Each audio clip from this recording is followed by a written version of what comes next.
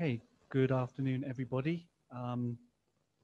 Welcome to this seminar this afternoon taking place at Chiang Mai University. I'll be moderating for today. My name is Daniel Hayward and I am the coordinator of the Mekong Land Research Forum based here. We have multiple technological link-ups today and retaining a live presence, even though there are certain restrictions now in Thailand. So welcome to some of our master's students here at Chiang Mai, and also to everybody who is watching this on Zoom and also via our Facebook page, the RCSD Facebook page. Before we get going, and I introduce our speaker and the topic for today, probably a few house notes so everybody knows what they're doing. For those who are watching on Facebook, as we go through the talk, and if you have any questions, please do post them on the Facebook, on the posting with the live video. And we have somebody who is monitoring and will be able to pick up the questions. So we will address them at the end of the end of the talk for today. For those who are on Zoom, first of all, please do mute your microphone. At the moment, I see everyone has their microphone muted. So please do keep it muted for the duration of the event. It is up to you whether you wish to keep your camera on or off. If you have a question, I would suggest writing it and posting it in the chat. You should have a chat box at the bottom of your screen on Zoom, and I would post the question. We will also keep an eye on that. If you would prefer to ask your question in person, then perhaps in the chat box you could write that my name is and I would like to ask a question. And then I will invite you to unmute and ask at the end of the session. So hopefully, because we're working with multiple mediums and a live element, if you're here in the room and you have a question, you can put your hand up when we call for questions at the end. I'll have a check if anybody wants to ask something. So hopefully that should cover all bases. We're also recording this session. So this will be available to watch back at a later date. So do inform your colleagues if they would like to watch but cannot attend at the present moment. I think that's everything to start with. So without further ado, I would like to introduce you to our speaker today, Dominique Dillabough-Lefebvre, who is a PhD candidate at the London School of Economics and has partway through his study. This seminar looks at how agrarian change, labor, and cultivation relate to local religion and cosmology amongst Karen people of the, okay, I'm going to mispronounce this, so I'll get corrected, Hpapun Hills. Hpapun Hills, there we go, which straddles the Thai-Burma border. Land is used as a window through which to explore social relationships and processes of social change in an area with a subsistence cultivation-driven economy. The seminar also aims to illustrate the value of using a more holistic ethnographic approach to the study of land.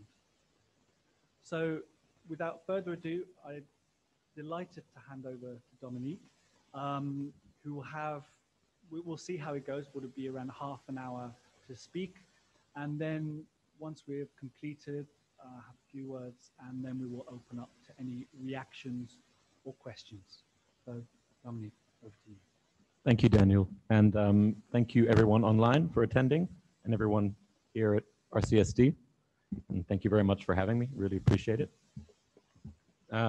So as Daniel explained, I'm a PhD student at the London School of Economics, and my research mainly focuses on themes of land, but then all of the things which come out of land or which relate to land. So land, labor, and value become key themes to explore land in general. So land contestation. So my presentation, Land and Labor in the Karen Hills of Burma, Cosmology and Value in the Agrarian Change, hopes to explore a few key concepts that we can work with when thinking about land, and how we can extend the way we think about how people value land, and different ways of valuing other things relate back to land itself. So I'm going to first run through a few core categories of interest to us and why they're relevant to the study of land in general. So just to begin, what is land? I initially started my research with an interest in themes of borders, marginality, land contestation, resource conflict, indigeneity, and territory.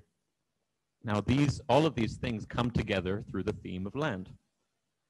Territorial contestation and how people value things and their practices all come together through how they relate to land itself. So studying land use practices, tenure practices, and conservation is a very useful means through which to investigate all of these issues. So I want to here look at a few things that we would typically associate with the meaning of land. So we see land as the physical environment. We also see land as a social relation. So historical, for example, the historical relations coming from land. Land as a memory. We think of land as a memory, we can think of nationalism, what came before and what comes in the future. Ideas like blood and soil. We can think of spiritual attachment to land. We can think of people's livelihoods, what they gain from land, use value. We can think of rights of access and use. We can think of ownership.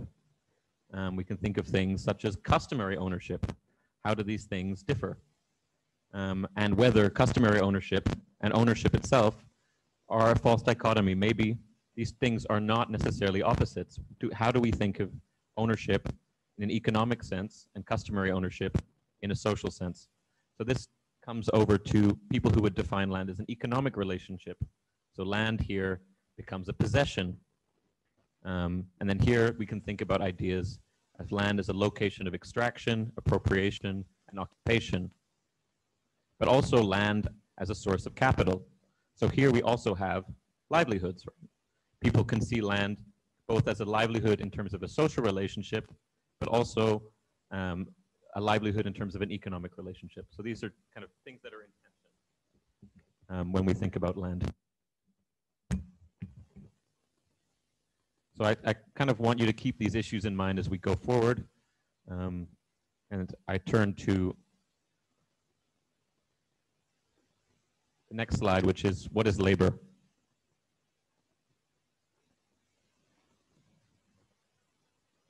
So when we think of labor, we typically think of doing things, creating and transforming something. So for example, the cultivation of plants, animal husbandry, foraging, and the creation of things. So making things in the world. This doing things and making things is typically what we think of as labor. So for example, factory work, farming. So here I want to talk about Marx, who famously describes in Capital the agrarian question. So what happens to peasants, farmers, in a capitalist economy? So as these people move from the peasantry, Marx proposed that these people would eventually become wage laborers.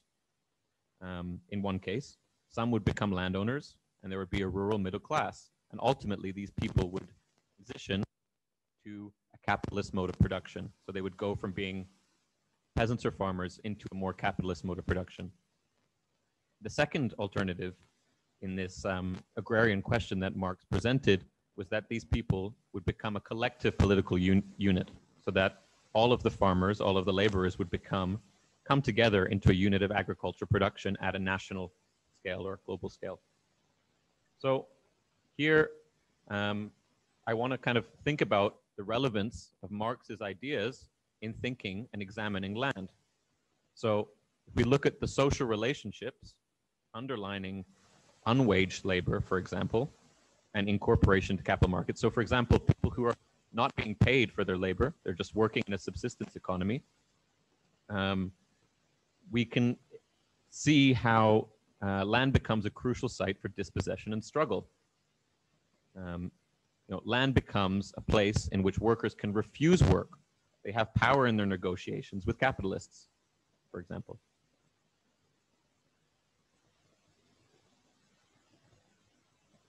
Okay, so moving forwards. Now, Marx's theory of value, labor theory of value, can be seen not just as a labor theory of value, but a value theory of labor. That is, it's not just about how much your labor is worth and so the value of your labor, but about what values your labor creates. When you're doing things in the world, what do these things change? How do these things result into a shift in values, right? It's not, we're talking about value and values. I'll come back to this in a second, for the difference between these two things and how they come together. So what Marx missed out in part in his analysis is labor is not just the process of creating new things, right? We're also creating new people. By building something in the world, by creating something, we're creating new social relationships. We're creating new ways of connecting to people, and then in that way, we're also creating new people, right? So production, labor, isn't just producing things, it's producing people, right?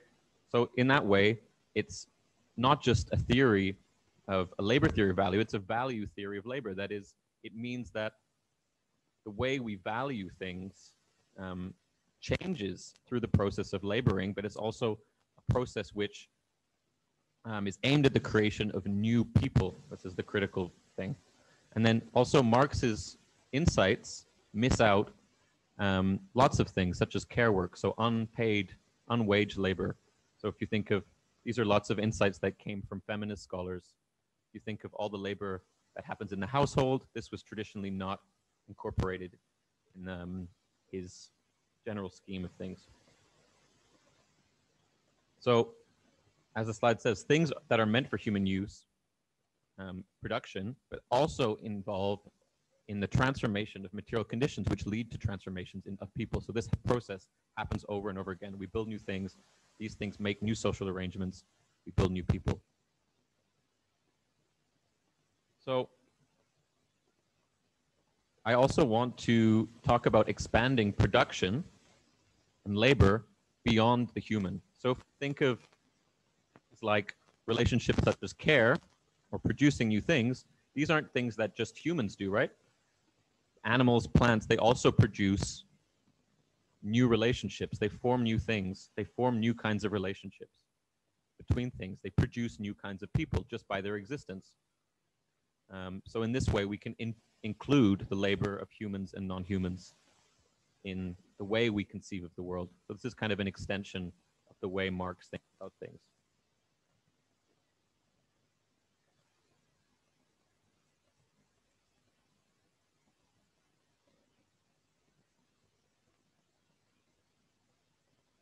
Okay, so this brings us to what is value?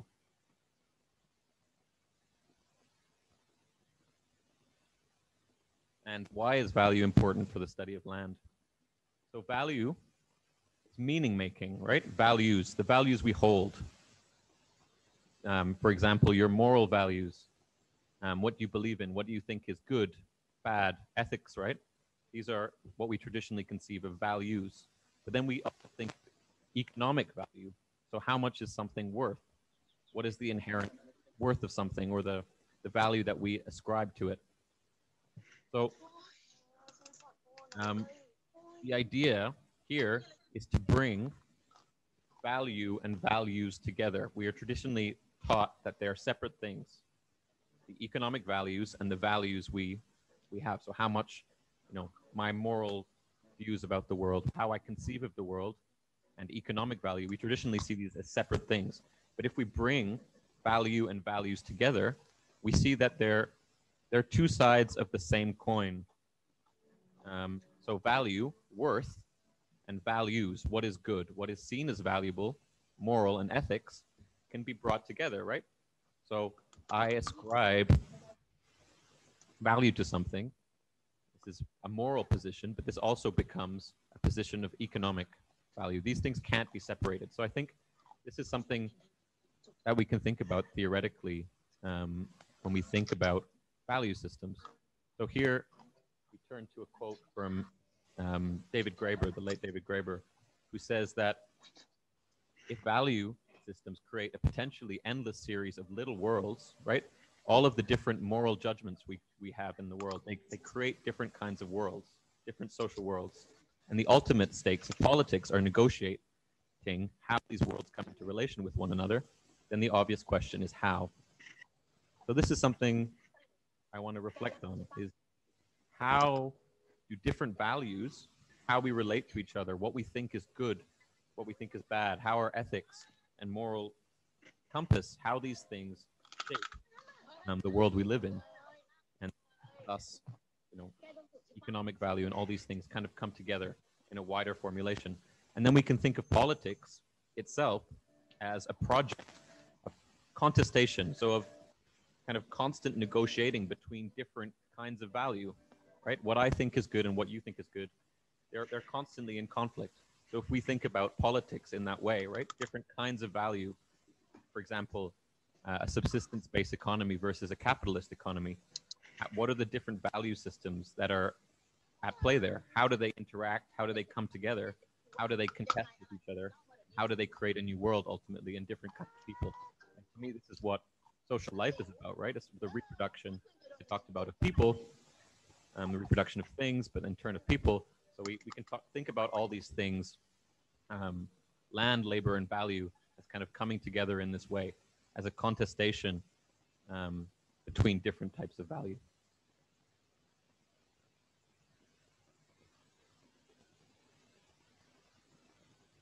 So with these things in mind, I want to turn to my ethnographic field site,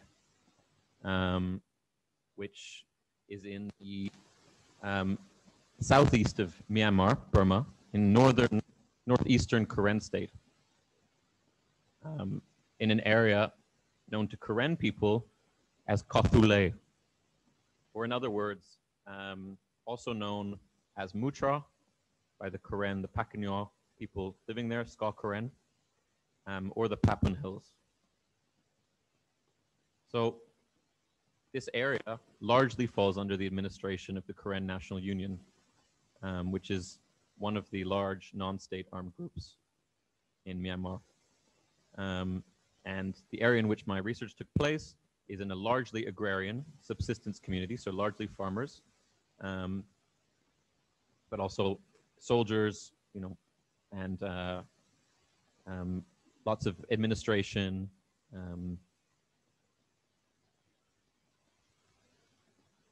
and the area is also falls under the Burmese administration of the Hpapun township. So it's falls under two administrations, but it largely falls under the control of the KNU.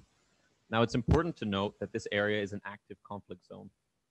So it continues to be a conflict site and is home to one of the longest actually active conflict in the world. 72 years, just coming up, the anniversary of 72 years fighting in between the Karen National Union and the Burmese government.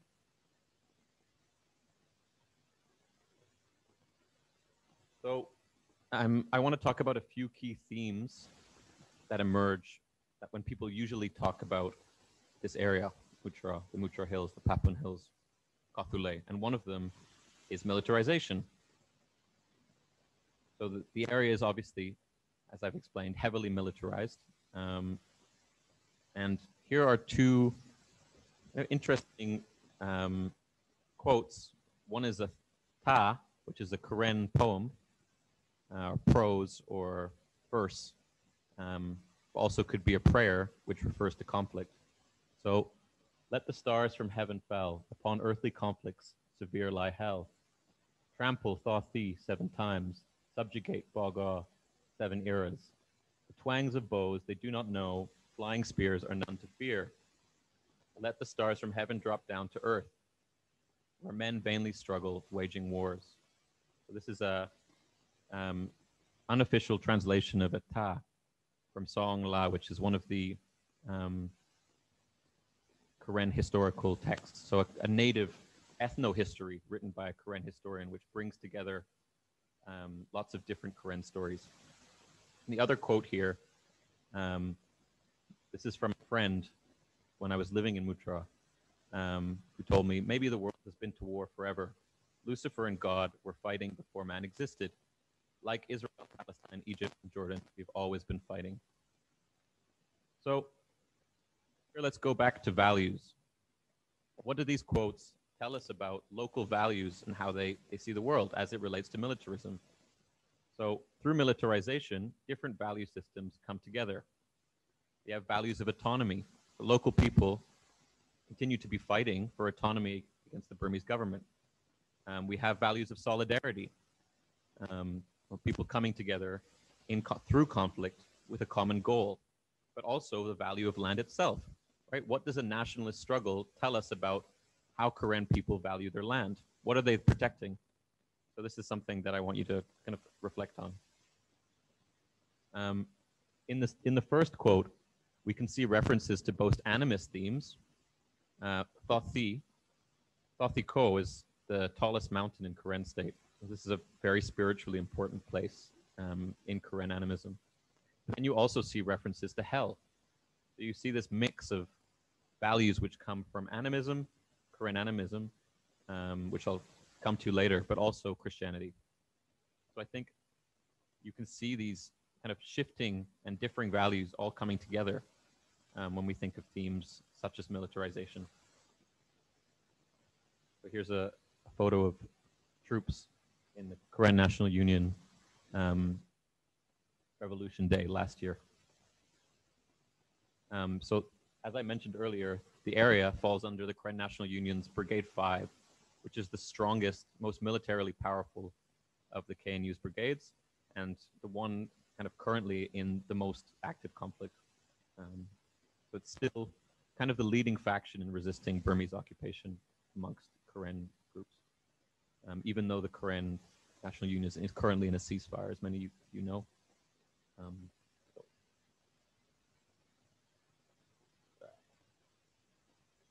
Here are some maps for those who aren't familiar with the region.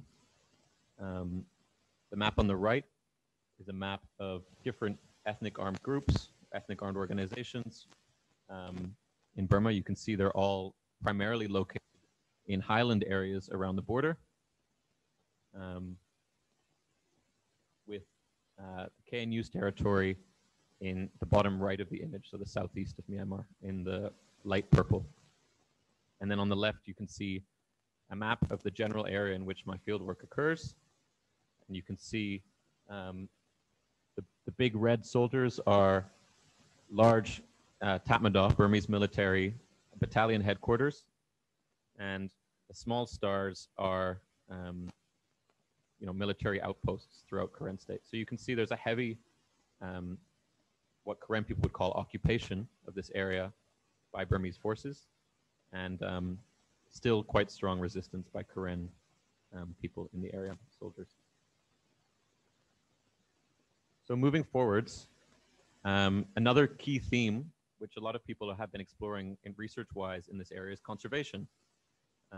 Many of you may be familiar with an active indigenous-led conservation program called the Salween Peace Park, which is a collaboration between the Karen National Union, a Karen-led NGO called Kisan, Karen Environmental Social Action Network, and local communities. This is an active project involved in processes of demarcating customary land. So this is what scholars such as Nancy Lee Peluso, political ecologists, would call countermapping. So they're producing kinds of maps to map against the Burmese state. So this is maps against outside pressure. In this case, the pressure comes in the form of Burmese occupation, but also against national land laws. For example, the Virgin Vacant Fallow land law, which essentially places most of Mutra, as well as much of other upland areas, in a category which places them as a wasteland, essentially land to be appropriated by the state. So this is vacant land, which can then be seized by, appropriated by the state. And, you know, there's a whole presentation and book to be written about just the work the activists are doing here. Incredibly fascinating and inspiring work that they're doing in terms of challenging and kind of prefiguring. By prefiguring, I mean they're acting out processes in advance to create a space that they want in the future, right? So they're acting out and translating different local legal structures, local norms, local cultural beliefs, and creating administrative structures. So forms of land governance, they're codifying them, they're writing them down, creating maps, and codifying these legal structures based on traditional Karen beliefs. Most notably, practices which come from Karen animism or Molupala, which I'll come back to later. So these are kind of a few of the themes that arise when we talk about the area. The other one is subsistence agriculture. So most people in this area are farmers. They practice subsistence agriculture, and this is their main livelihood. They subsist, and they practice swidden or circular or shifting, what is often called slash and burn agriculture. And this is a type of perennial mixed polyculture. So if you think about all these things, struggle is kind of at the heart of all these things. If you think of the yearly agricultural cycle, if you think of militarization, think of conservation, these are all different ways in which the local people are struggling. And these struggles are to be found everywhere. There are value struggles. There are struggles in the household, in the fields, you know, on the battlefield. So I think within all of these different locations, we can think of how different values and how people relate to land all come together. And that's something I kind of want to explore further.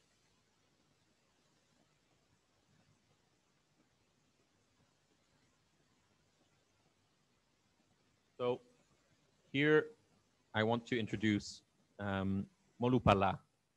This is what people is known as Karen animism. It's a Karen animist practice.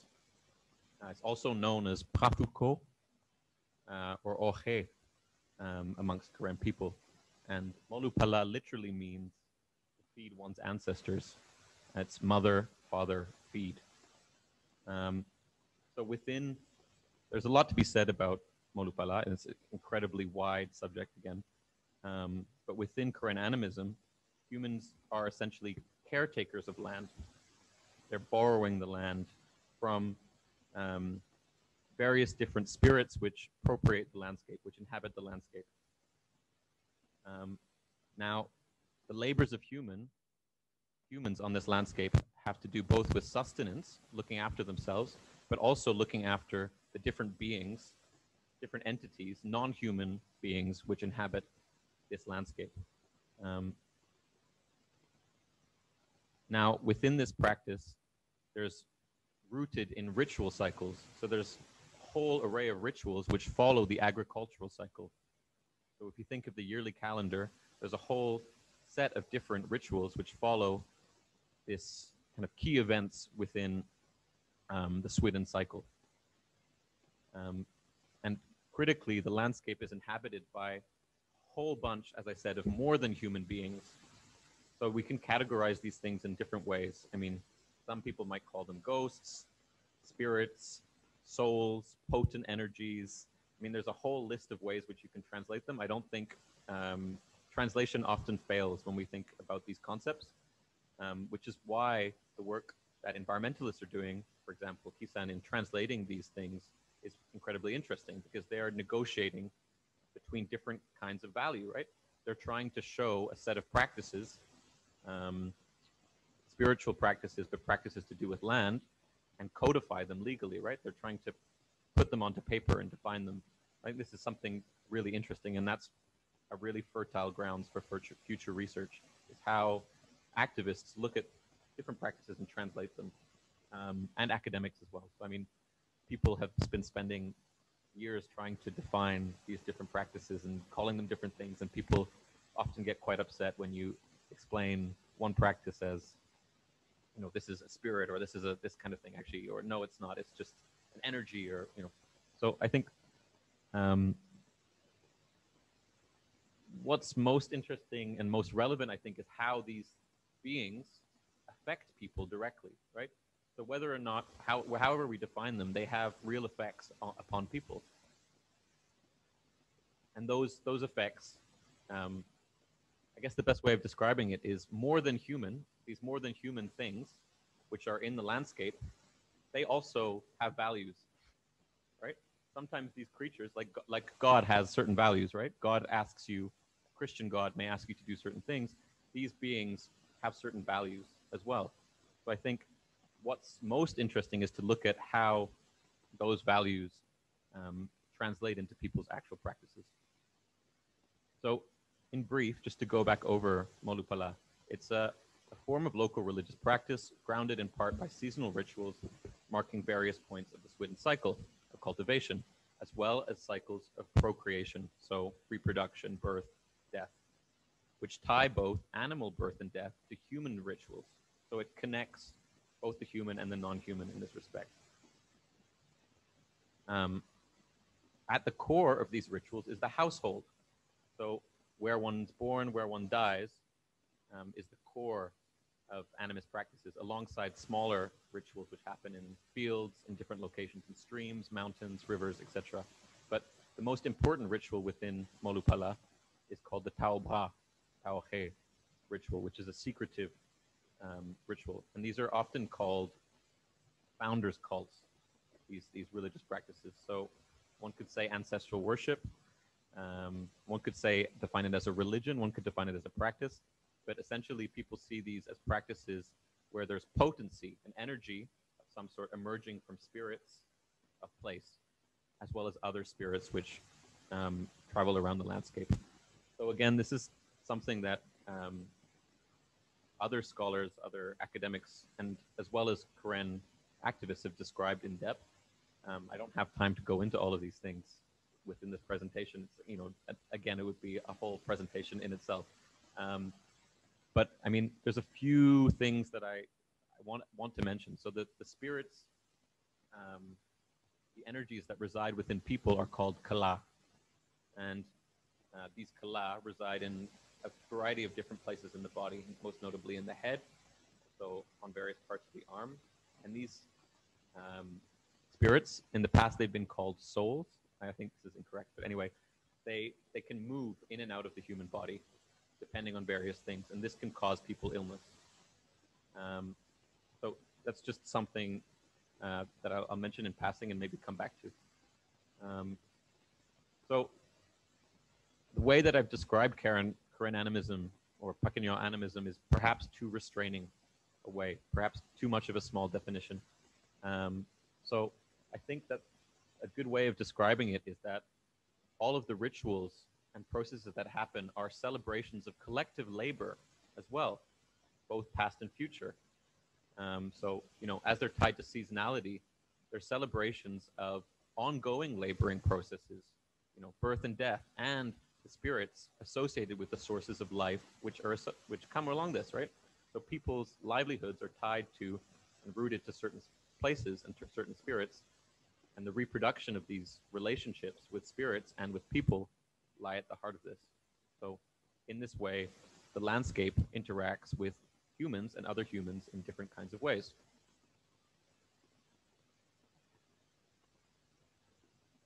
Now, within Molupala, we can think of land is often thought of or demarcated through a term called Gaw. I don't know, some of you may be familiar with this term.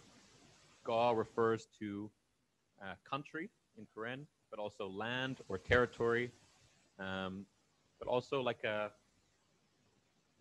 territorial demarcation of a bunch of different village groups. So in the previous map, we saw of I can't go back, but of different villages or different areas within the Peace Park as demarcated by Kisan. All of the different areas that they're mapping are gaws, which are forms of customary land governance. Is one way of describing the gaw. So within the gaw, there's a certain level of obligations one has to fulfill to the land. Okay. So if we think about the different things I've just discussed, we can say a variety of rituals, taboos, so different ways of restrictions, let's say prohibitions based on religious rules, which lie beyond traditional ideas of governance, governance by, for example, the Karen National Union, often relate back to these customary forms of governance. But in my opinion, what takes precedence and the degree to which these beliefs are widespread is not the beliefs themselves, but the degree to which people actually practice them. And this is a manifestation of their values, right? So people may doubt these things, but if they have real effects upon them, then they're important. And those things translate to values, and we can see that in a variety of ways, which I'll go into in a second.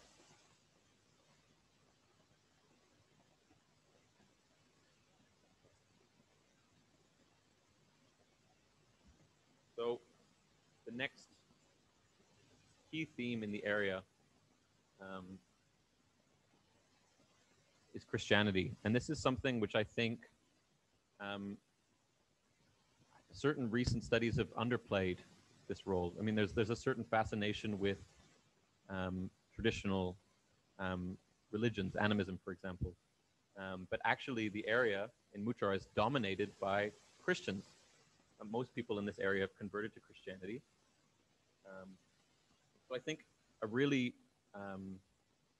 another really fertile ground for research is how Christianity and the values that come with Christianity interplay with these animist values. Because let's say maybe only 10% of people in Mutrar are still practicing animist. I mean, this is a problematic way to define things, because people who are often Christians often still continue to practice many different animist rituals, and this is something I'll go back into. But Karen nationalism has always strongly been rooted in Christianity in this area. So how do we think of the values which come with Christianity, the origin myths, for example, different sovereign powers, right? The sovereign power of God over land compared to the power of different spirits of the landscape, for example. How do we think about the interplay, the way these things come together? And that's something that's kind of at the heart of my own research, is thinking about these themes.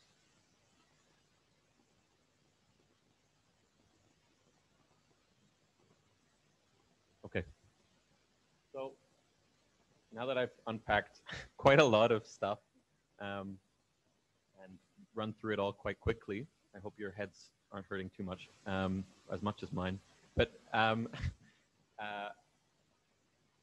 want to give you a few different portraits, so a few examples that might help make these things slightly clearer, but also will show you how land, labor, and value, kind of grounding concepts, are useful when we think about looking at land in general, but through the lens of my research. So the famous anthropologist Marcel Mauss argued that in any place, there's always multiple values or logics underlining social life. These things are always existent. So we don't think of, like, this place is a capitalist system, this place is a communist system, this place has cooperative impulses, this place is egalitarian. These are often things people throw around. Mauss argued that this wasn't the case, that in any place, there's a variety of different logics all present at the same time, right? So at the heart of social life, we have communistic relations, some may argue. This is argued by David Graeber, for example. He would say that at the heart of everything, and different autonomous thinkers would say at the heart of all life are communistic, not communism in the sense of an ideology, but communism in the term of helping each other, cooperation. People would say that that underlies, the whole of social life, and that capitalism is based on exploiting communist relationships. If you think of domestic housework, for example, or, you know, I will creative work. I'll help you in a certain kind of way, and then this is then exploited by capital. So this is this idea that capitalism is actually taking value from something which is communistic, shared, common. This is often when people talk about the commons. I know you guys are land students. When people talk about the commons, this is what a lot of thinkers of the commons are debating. They're debating these issues. So we can see that at once in any place, values of autonomy, for example, or hierarchy are all present. They're not, these are not separate things. In any society we can think of, this is what Mauss argued, and I would agree, all of these different values are all there. They exist. There's a potential for them to become more or less important. So they all these values exist. They're kind of dormant. They're kind of sleeping in a certain kind of way, and they can emerge. They can become more or less important in a society, and that depends on you know, what different values people think are important, how outside pressures affect a certain place and people react to them. And this is really important when we think about land. So this makes it impossible to categorize societies in really strict boxes. But it also shows us, as I discussed earlier, how the world, what culture basically is a political struggle between different forms of value.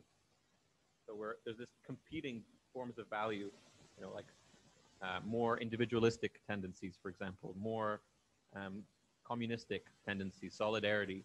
These things are always present and can become more or less present at different points. So this is something, again, to keep in mind.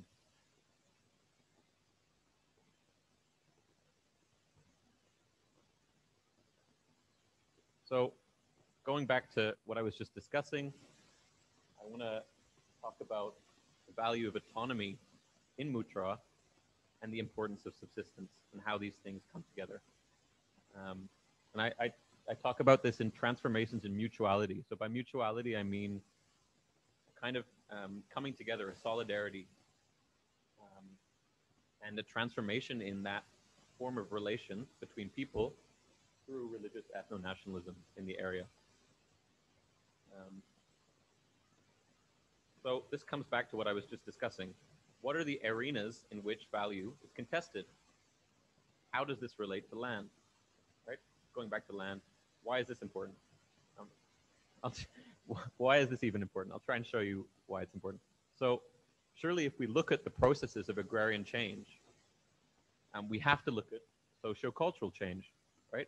How kinship, family structures, labor, and thus people's values are transforming, and in turn are transforming the land around them. These things are really important. So within Mutra, one of the values which I found through my research to be the most important was the value of autonomy. And this can become quite clear when one thinks about subsistence agriculture. And people in upland areas have often been described as striving for this value of autonomy. If you think of the work of James Scott, for example, kind of against the state, art of not being governed, this value of autonomy, of subsistence versus market models. So are these people going to transition to a market model of life, or are they going to continue with their subsistence mode of living? And what does this represent? What is this rejection of other ways of living? What does that represent? One could say that that represents a value of autonomy. They want to be autonomous, right, to a certain degree. And then these values, in my research, manifested through kind of an ethics of modesty, for example, or ethics of communalism within small settlements. So here is a perhaps slightly controversial subject, but that I want to discuss about social change in the area. Now, it appears to me that within the Hpapun Hills, quite a remote area, for a long time, people were, you know, relatively autonomous. Political leaders, political headmanship, all these institutions were actually relatively weak. And because of the subsistence nature of agriculture, goods were shared. Generally, people did not starve if there was enough food to go around. There wasn't social stratification to a large extent. Well, things were relatively egalitarian, some may say. However, these relationships are in tension. These more egalitarian, I would say autonomous rather than egalitarian. These relationships are in tension. And, you know, as a rather crude summary, I'm going to read out an account that I wrote of these processes of change. So, for the Sakar Karen of Mutra, Christianity often acts as a marker of social legitimation, and thus it's a device through which power has been consolidated into the hands of an educated Christian elite. However, social stratification on a more local village basis is somewhat limited, with local village heads chosen based on charisma and intelligence for their ability to organize and lead. The power is somewhat restricted to managing local disputes and village affairs, usually amongst a council of elders. Note that these roles a village head have solely been men in my experience, and the elders council act like an informal village meeting. So these are only men, so there's still certain levels of hierarchy present in all of these societies, of course, but you know, on a kind of wider scale, we can think of it as more autonomous. Now, the opening up of these communities to increase trade in past decades has increased economic disparities, which appears to have transformed what were once more nominal, so smaller forms of authority, and created new economically opportunistic leaders in the form of traders and brokers. While the village head, in terms of regulating power, so the control the village head has, may command little authority, actual authority beyond the role of a mediator negotiating between various things, these people increasingly have leveraged their positions of power as gatekeepers and brokers, for example, managing local donations, managing participation with NGOs, but also their position as negotiators, as brokers, affords them with all sorts of other socioeconomic opportunities. So, of course, they have access to markets. They can leverage their position of authority, different means, but it also offers them access to administrative roles in the Karen National Union. So one example of this, which is incredibly important when you think of resources, is these local village heads often accumulated power, or different leaders, charismatic leaders, it doesn't have to be a village head, accumulated power through, for example, roles in facilitating resource extraction, so logging, for example, or mining.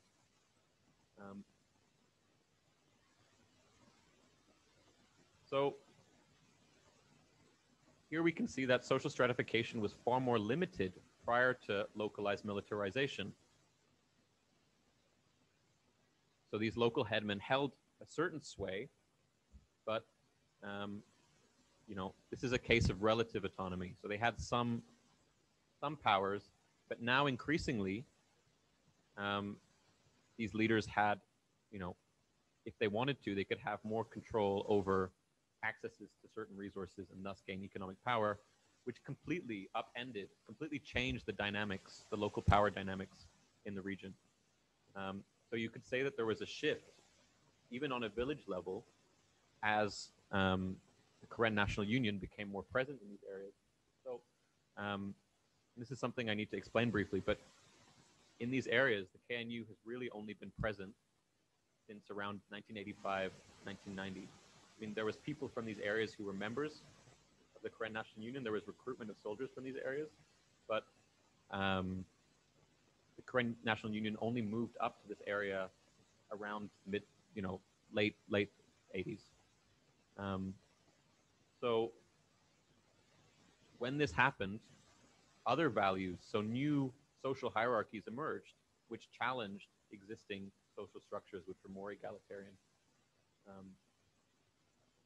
So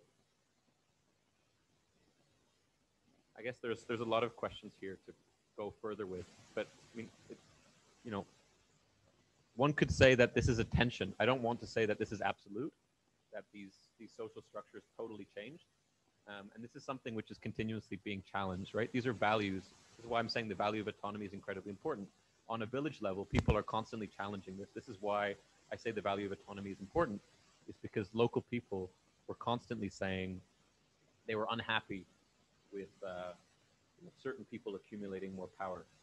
And also, large Karen, NGOs, different Karen advocacy groups would also have been challenging this kind of accumulation. So there's a kind of constant battle over values here happening.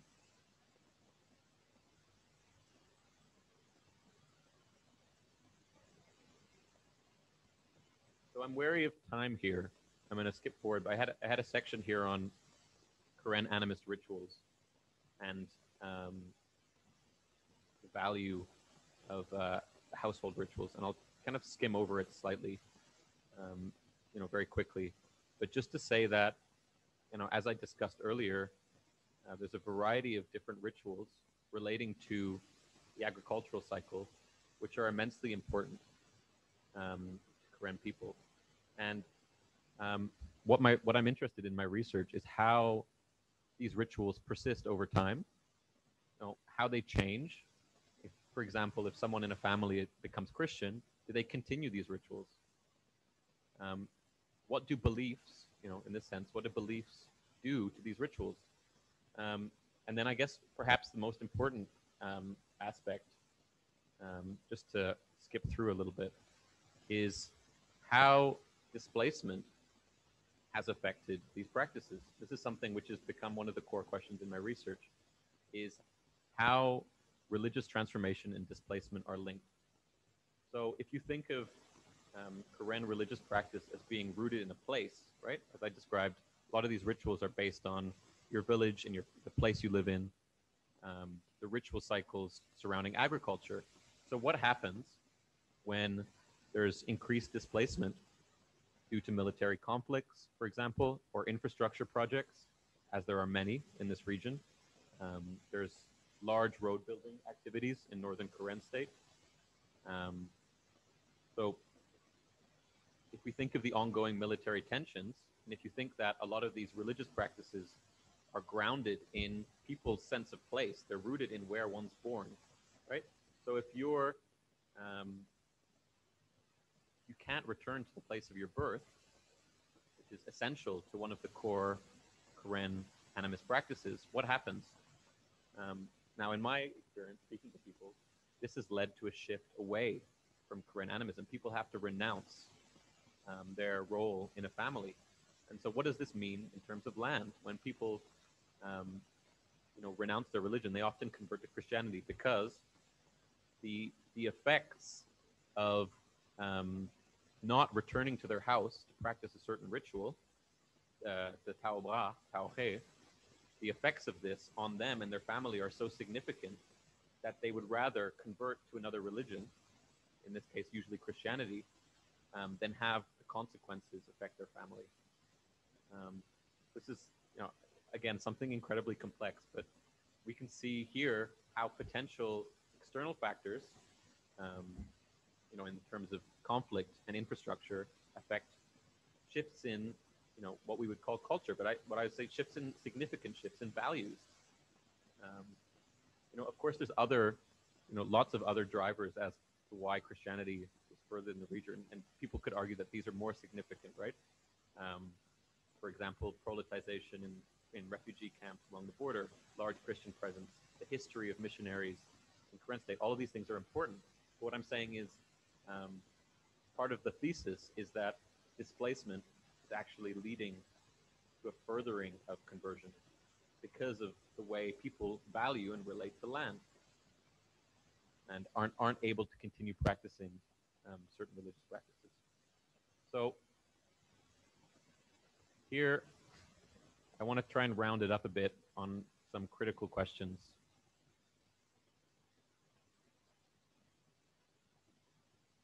So what do we do about the potential contradictions in the in-between spaces of cosmology and value? How do we deal with these tensions?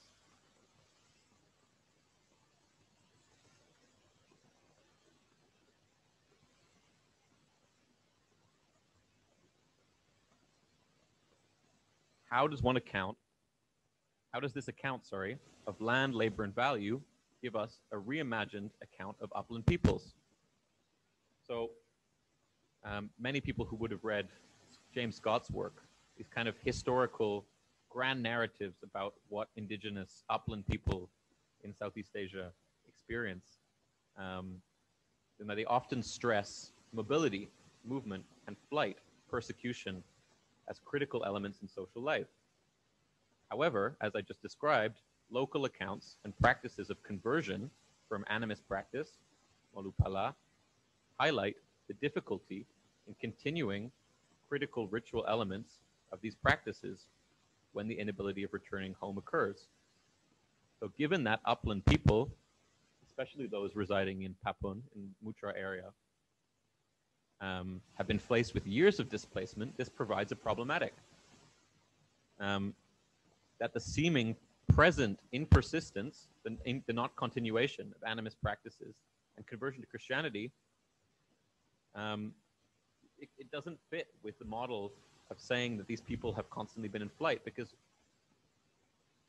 if these animist practices would transformed, if they're place-based and rooted in a specific place, then there would have been a far greater amount of conversion had these people been constantly moving around. So it suggests a far higher degree of sedentarization, so in place living than Scott would suggest. One problematic one to raise.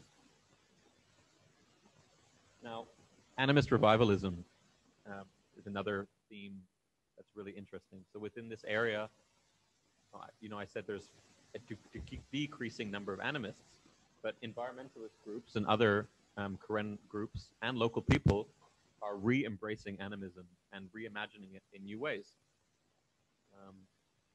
So, this is something that, there's increasing tensions about this. So how can we think about what this means for local people? And then lastly, how does this help us move beyond imagined totalities, so ideas, essentializations about what indigenous people are and what land tenure is, through the link between land, labor, and value? So in this sense, I think often people think of customary land as this kind of timeless thing. It's always existed, people practice it, but of course these things are incredibly flexible. So how can shifting values help us through these problems? Okay, so to round off the presentation, and going back to land, labor, and value, what of methodology? Why is it important? So why is the methodology that I undertook, ethnographic, anthropological methodology, long-term participant research, why is that important, studying these things? And, it's a bit weird. I'm ending in method. Usually people would start with method. But I've done this for a few reasons, because I wanted you to reflect on land, labor, and value, and then now, the ways in which we can pay more attention to all of these different things in our own research. So, as the maybe quite lengthy descriptions of various social phenomena might have described, a lot of these things require a lot of time, right? How do you gain knowledge about any of these things? You need historical background. You need to be participating within these things, right? This is long-term participant observation. That's what makes us human, right? We participate with each other. We act together. And if we don't participate in people's social lives, we won't get a window into what's really going on, I don't think.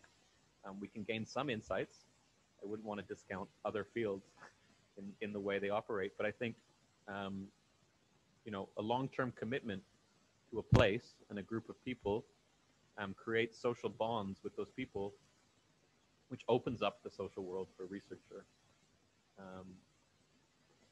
And it's kind of a transformative experience, right? You're going through your research site and you're being changed constantly by interacting with different people. You know, it opens you up to unpredictable things. I started my project with, you know, completely different research questions than those I have now, and that's changed purely by virtue of being there. You know, things that you think are important actually might be irrelevant. You know, I was initially incredibly interested in animist practices, and in this area, they're incredibly important when you think of agriculture. But actually, the role of Christianity in structuring social life is something which is incredibly important. So this was something that I hadn't actually thought about prior to entering the field site. So I think, you know, other points I've mentioned on the board as kind of different methodological tools: archival research, mapping, visual and sensory data, oral histories, so collecting different oral histories. These are all tools that we can use to help us when thinking about land. But as I hope to have argued to some extent, you can't disconnect land at all from social life. You can't look at land as this removed entity, you know. So I want to, I guess, end the presentation on a Karen myth about the end of the world. Karen story, myth, or cosmology about the end of the world. This is something someone told me in a village in Mutra. So they said, if the earth is getting hotter and hotter, almost everyone will disappear. In fact, all of the people will die, except one or two people. The earth will get hot, and only those people, Karen people, Pakinua, who live in the thick forest can survive. These are people who are living next to the Ja plant. This is a certain kind of plant which is only found in the thickest forests in Karen state.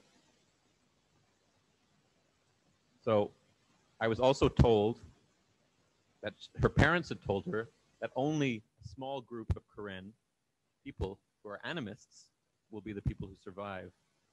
And later on, there will be many more of them. So there'll be a birth of a new people after this end of the world. There's this great catastrophe which will befall us as the earth becomes hotter and hotter. I thought that was kind of an interesting note to end on, given the current climate in the world in general. But yeah, thank you.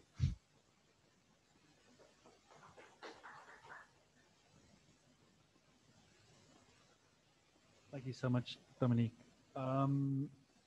That's right. I think you stop the screen share, and also because now the camera we are streaming online is behind you. So if you turn the chair, then the wider world will see you. Thank you. Really, thank you so much. It's fascinating. Often we hear, I hear case studies, and I'm fascinated with the case study, but this kind of makes me enthused again with the notion of going out and doing research and the kind of depth of understanding that research can achieve. I think what is very interesting is what you provide. It is a very you are providing a very complex and a challenging image of the position of land within many other different features of a particular group or subgroups. And I think there's lots of food here for everyone to take with them, that hopefully, you know, it will take time to digest all the different elements. There's lots of and intellectual approaches mixed around kind of acknowledgement of local practice too. I find this very interesting from the land perspective. a lot of work that goes on in the land world, and understandably so, but it can become very technocratic, and it's often looking at land from fundamentally an economic value. So if we're kind of reducing down to what land is here. And often it may be for very positive reasons, trying to understand how the rights of land users can be maintained in a market, economic market system. But what you're doing here is showing that this is only one part of the situation, in that there's a much wider sphere that we have to take into consideration that is about social relations, but more about that, about values, about morality, about the position of religion. And I think it's a very, very important reminder to us that we have to keep our eyes open for a wider view. And I think for this, the idea of the value of land within the context of struggle, of contestation, is very interesting. And you use the example of the Peace Park and as a site of a contested view of land and a contestation of what it should be, what the land means, and as what it should be. Also, what subsistence agriculture can represent as a manifestation of struggle over land, of meaning. So I think, yeah, and then this codification of spiritual land, and how can you do this to maybe be able to interact or survive within other forms, such as a sort of a politicized state system, what in the land world often called formalized system, but it's so much more than that. So I find this absolutely fascinating, and I think it's so important to remind ourselves that land is so much more than this. It's so much more complex. It's extremely challenging. And in order to do research on that, we do need to turn to these sort of long form, much more in-depth research practices in order to collect and acknowledge and start to understand. So thank you so much for that. And for me, it's really great to see.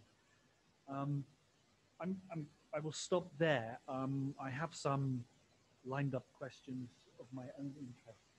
I can see already there's some on the chat, so I'm going to turn to our chat view and go from the top. I think Bendina in Myanmar has, I will read this question out, but the first one that we can address is, how does a mode of resistance rooted in reviving and codifying traditional animist practices clash, if at all, with local desires for goods associated with a modern centralized state, such as roads, hospitals, higher education, etc.?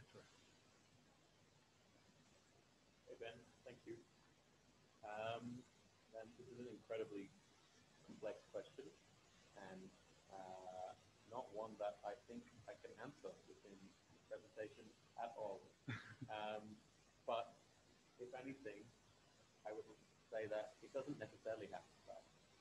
I don't think, and I think this is what, and without speaking for them, many. Oh, sorry. Should I start again, Jeff? Okay.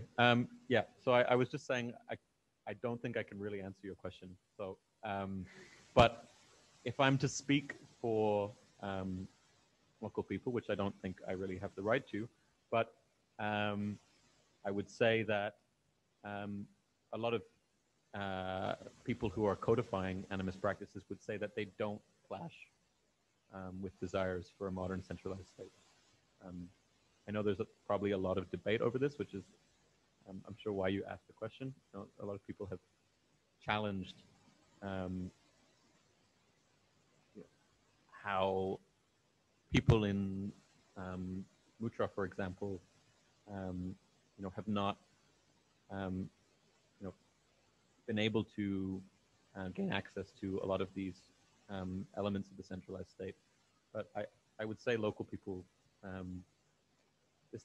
would not think that this clashes with these things. They have imaginaries of the future which include both of these things, which are as co-present things in the future. Just to follow on from that, just to maybe give a bit more, do you think they are aware, or do they perceive that themselves, that there could be a clash? Or do you see that process in the reviving and codifying practices? There's a kind of an awareness of what it could be? Or is it conceived in a different way? I think the answer to that would be that it varies significantly. I don't think there's a straightforward answer to this question, in the sense that, you know, people will have quite differing opinions over whether these systems can work well with a modern centralized state and those associated desires. But in my opinion, I met lots of people who saw these two things coming together. Would be my short answer. Thank you to Jeff for reposting this here. Via Facebook, we have a question from Zinmalat at Mandalay University. How to conceptualize land from a social science point of view? I guess that's it's a rather broad question.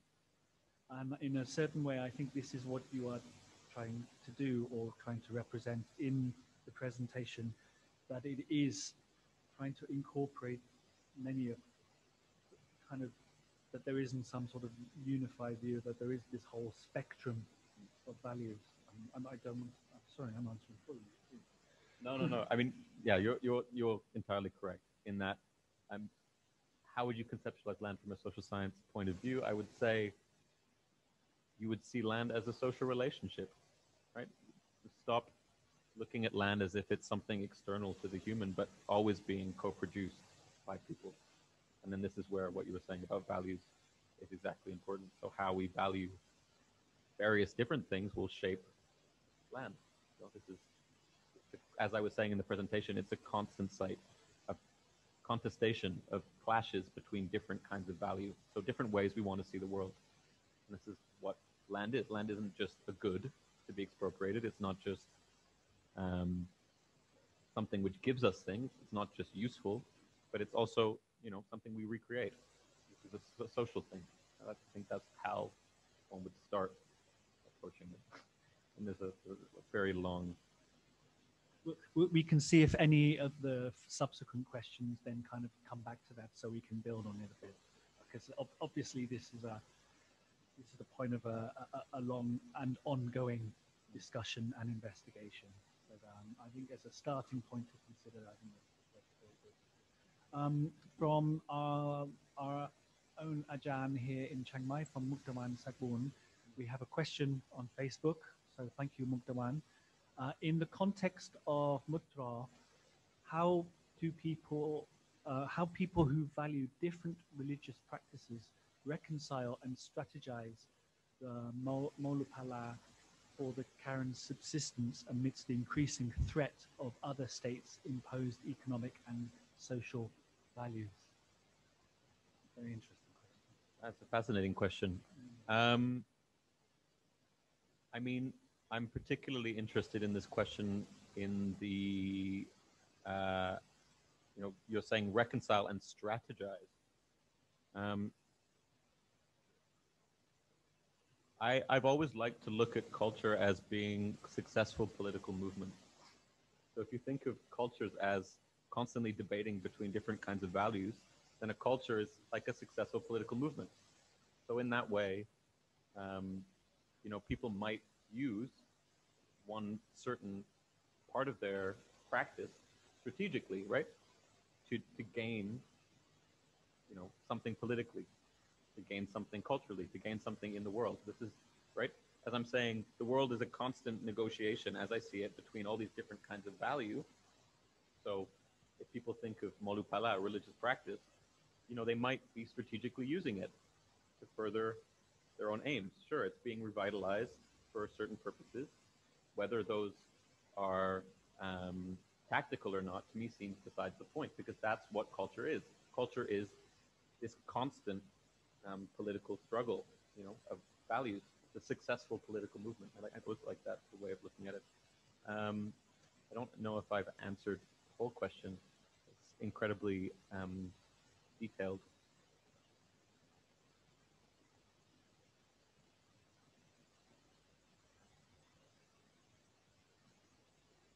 I might have to come back to this one because it's something that I'll have to think about. But I think if you're referring to economic social values imposed by the state, then the work done by Kisan is very much actively, in terms of the Peace Park, a rejection of imposed external values. In using environmental preservation, indigenous, local-led preservation as a means to oppose values of, one could say capitalist enclosure, if you want to use a term like that. I guess that's another. There's a lot more to say about that, but these are a few small things. I think we're finding that the consequence of presenting a very complex arguments means that you get very complex questions. So it's your own fault. That's true. Okay, moving on from Facebook, from Damrong Tandi. Thank you very much for your question. The question, I will read out what is written here. The framework is rather static. Should analyze outside factors long time penetrating towards the society. So what is changing and what is persisting values of the studied area? And I'm guessing we're talking about maybe internal and external forces and drivers and the impacts. And if perhaps we can kind of leave that open, are there certain things you could say about sort of interaction between these external, internal forces? If I hope I have kind of interpreted the question correctly. Sure. Thank you, Damrong. I think there's a few things one could say. I mean, I hope it didn't come across as too static. I tried to, foreground, put at the front of the analysis, this idea that the world is always these competing value struggles. So that shouldn't exclude any outside factors. I would say that there is no outside.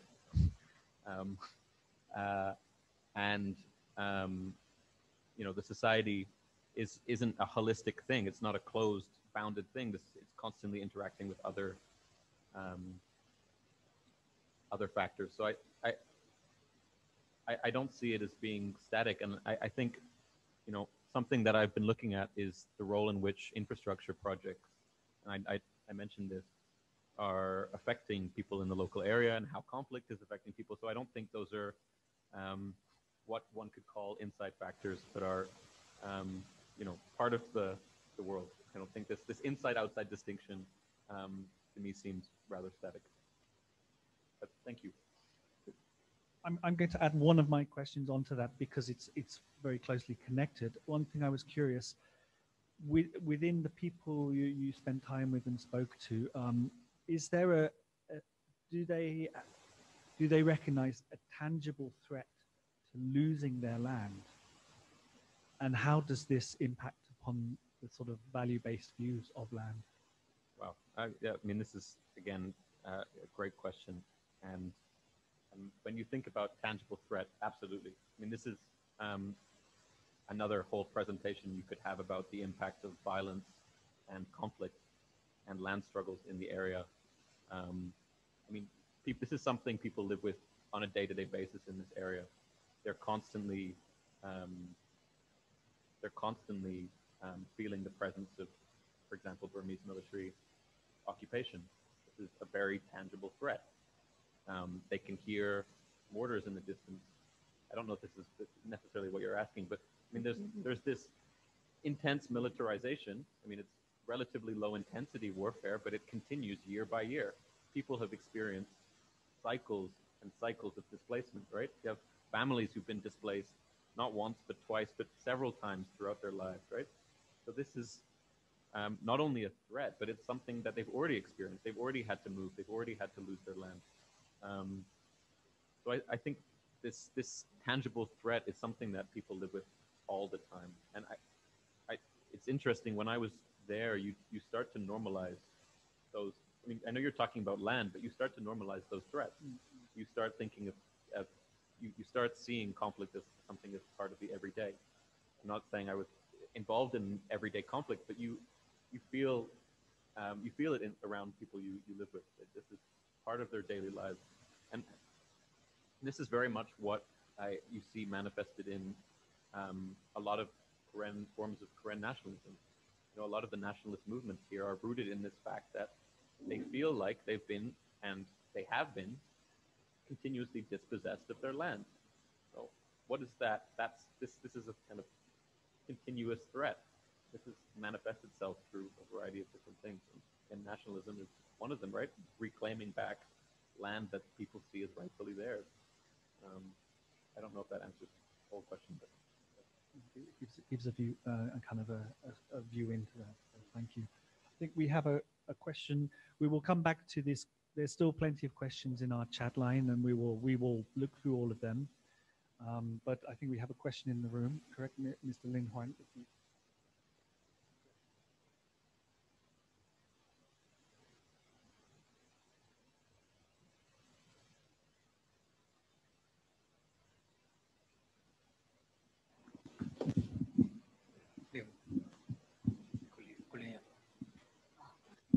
Yeah. Thank you for presentation. And yeah, I would like to know your opinion, or your opinion regarding to what you present about like a Sanam Peace Park, how they manage it, and how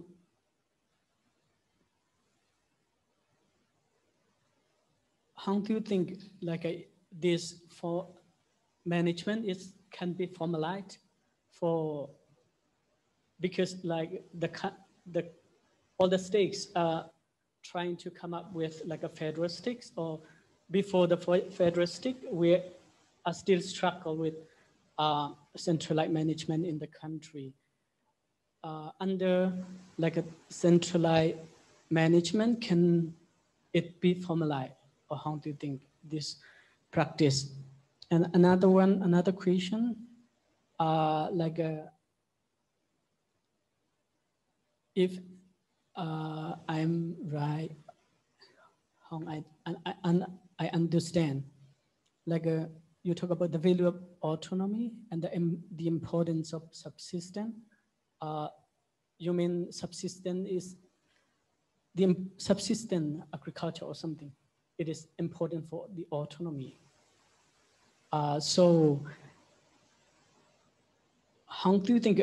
I think many, even in the frontiers, changes. There are many changes coming up. So can like a subsistence can survive, and can still maintain like the autonomy. To what extent subsistence is important for the autonomy of mass autonomy? Thank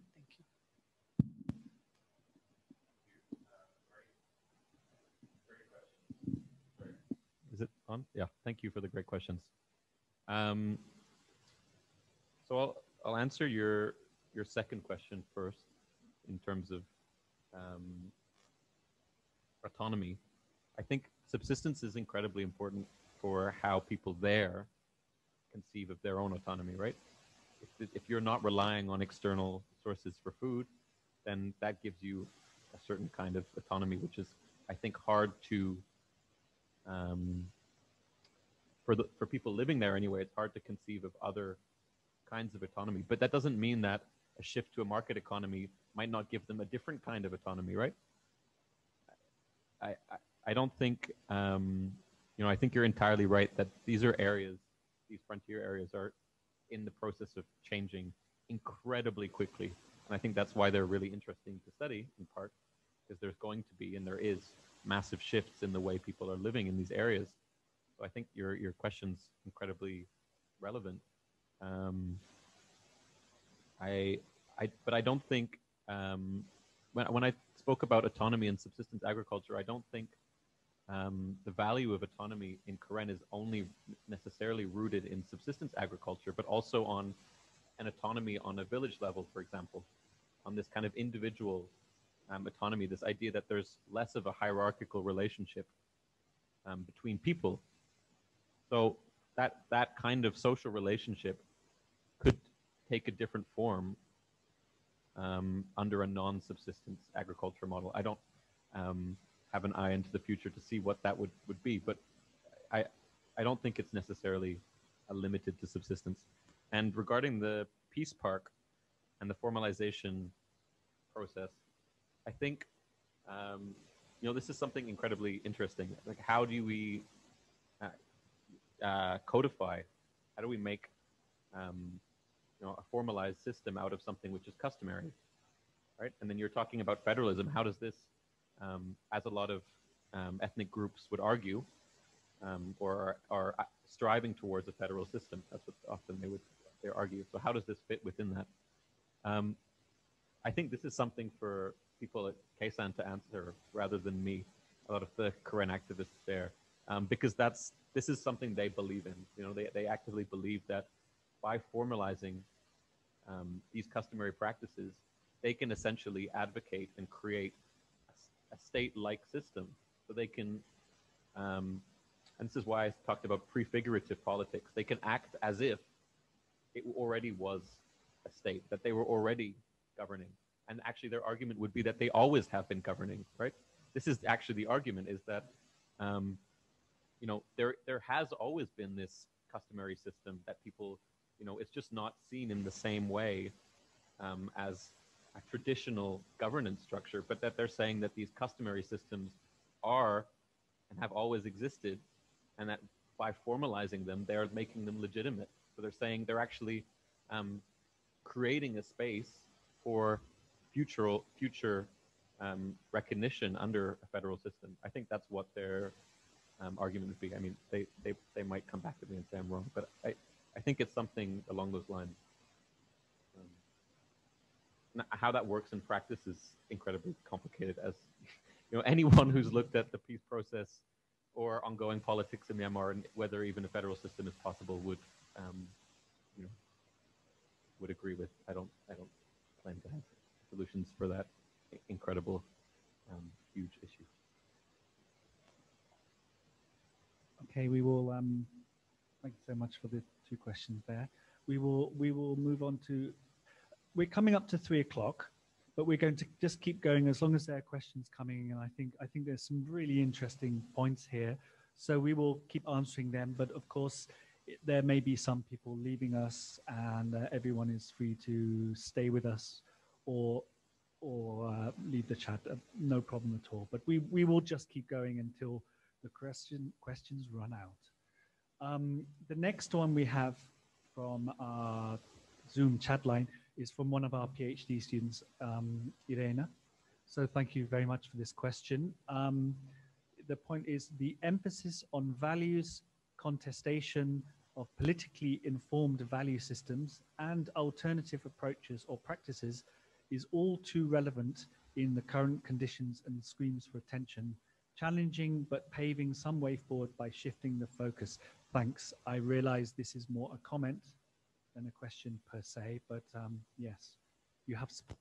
Thank you, Irene. And yeah, I think I jumped through a lot of quite complex issues, and a lot of people may have wanted more detail when we talk about particular animist practices or rituals or rites or examples of all of these things, but there's just no way to fit any of this into a 1 hour, even 2 hour presentation. This is a book length topic. So yeah, I mean, that was my intention, was to just, you know, throw a few things in, to reflect on. And anyone who is more aware of Karen animist practices, for example, would have a lot of questions about how these things work, how the institutions work. Something that requires time for another conversation. But yeah, that the aim was to shift the focus. So thank you.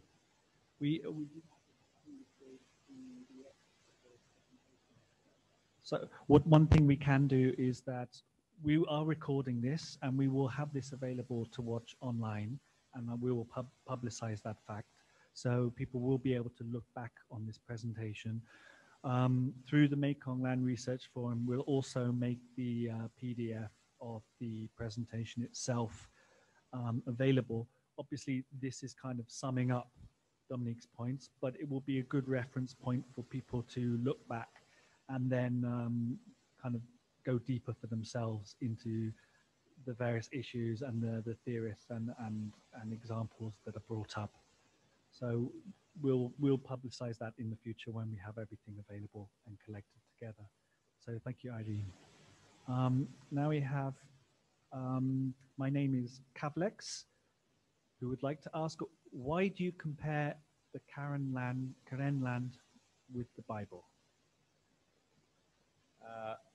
Thank you, Kavlex.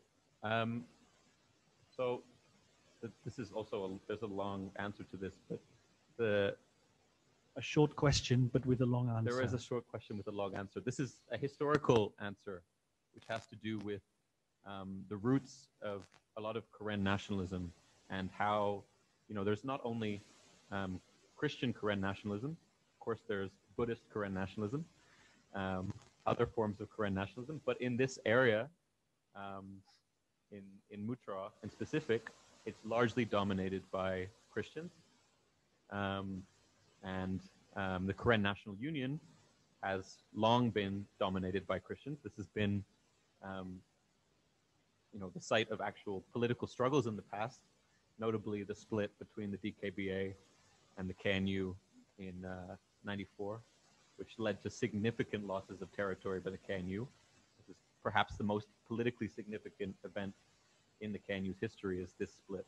So I think the way members of the KNU and Karen nationalists see the Karen land, not all Karen people, of course, often not Karen animists, but is deeply rooted in the Bible and reimaginings of the Bible. I think this is, like, we could call it an ethno-history, so how local people see their land. So yeah, Christianity and Karen, the history of these things are deeply intertwined in this area.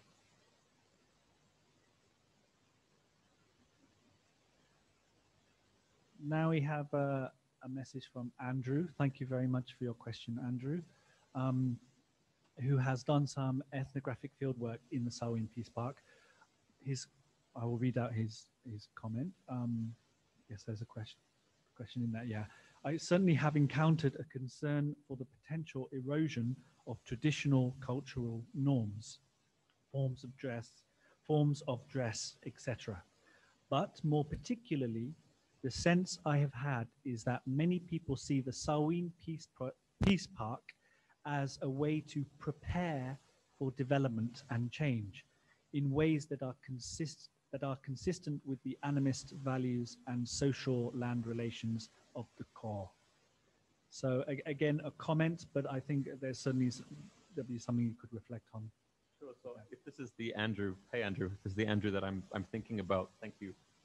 You partly answered the question Ben offered, and Andrew, the Andrew I'm thinking about, has done work with Kisan in the past, so he has answered in part on Kisan's behalf, perhaps, to some respect, in terms of how these ways work well with development and change in statehood. The one thing I would add, Andrew, is that which something that I found particularly interesting is how local people who weren't animists, I think one of the people told me, the Peace Park, I think that lots of local people, think that the Peace Park means you have to be animist. This is kind of flipping this statement on its head. So there's this kind of sense that some people, there's a degree of confusion over whether it actually means that they need to actually change their beliefs to match this vision of the future. I don't think that's the rule, but I think that's kind of an interesting anecdote to add to that.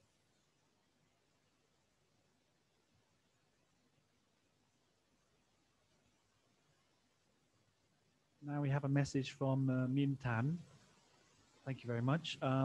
Do you think that the animist view of the land among Karen people is aligned with, it says organicist, but or organic, perhaps, view of nature, or organicist? I apologize if I've missed the meaning here of this one. Thank you, Yintan. I guess I would have to have more information as to what this organic view of nature is. I guess there's often this association of being, of such beliefs being closely intertwined and connected with the natural world, maybe compared to other things. But I'm guessing that could be part of it. I guess in that respect, one could say that, yes, I mean, these kinds of animist practices are often, as I tried to show in the presentation, deeply rooted with and in natural processes. I don't know if this works in an organicist or organic view of nature. I also would be wary of romanticizing these indigenous practices and their relationship with nature as well. It has been the habit of many people. So there's more subtlety than that. Is my short answer. Thank you. We have a further comment from Sakda Posu, and apologies with everybody's name that I mispronounced today. It is not with intention, and it is my own incompetence. Apologies. The comment actually is it's an observation on certain kind of formalized practices. The IUCN and the CBD recognize 4 broad governance types for protected areas, and I think thank you very much for reminding us of these. And I'll write down what Sagda wrote as the 4 areas types, the 4 types. So there's A, governance by government at various levels. B, shared governance by diverse rights holders and stakeholders together. C, governance by private entities, often landowners. And D, governance by indigenous peoples and or local communities, at times referred to as ICCAs or territories of life. Obviously, I think we're looking at D as being a sort of reference point.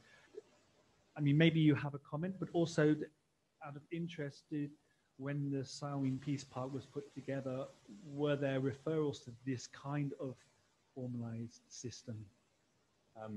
In short, yes. The Peace Park is aiming to be recognized by these bodies, and ICCAs are part of this. There's already recognition of some of these things. Not something I can go into detail here, but thank you. Also, I guess. Thank you. Whilst I turn the microphone, we have another question from inside the room. Oh, he already has a microphone. Mr. Seng Lee from Kachin State. Please ask your question. Okay, my name is Seng Lee. I'm from Kachin State. So I would like to raise the question is that recently the current resistant army, they signed ceasefire with the Myanmar governments. So how this ceasefire affected the current people, their practice on land and their value over lands. This is very interesting for me because we used to have the experience in Kachin State, like before, during the 1994 to 2011, when the Kachin resistance army signed the ceasefire with the Burmese army, and most of the land has been lost. Yeah, how about the current situation in current state? Thank you very much. Thank you. Yeah, the KIO ceasefire and the subsequent loss of land on a large scale has striking parallels with the Karen example in KNU. So if you look at the amount of territory controlled by the KNU since the 2012 ceasefire or the NCA, this is drastically reduced. If we think of, let's say, de facto control, so like loss of actual military control over areas. So since the ceasefire, the Myanmar military has expanded its camps throughout the ceasefire. There's also a proliferation of infrastructure projects, as seen in Kachin State, resource extraction. All of these things have actually accelerated under the ceasefire. So I would say that, I mean, most of the people in the room are from Myanmar. The ceasefire has not really been a ceasefire anyway. And the ongoing peace process in Myanmar is a joke. I'm happy to say that on record. It represents a value, whereby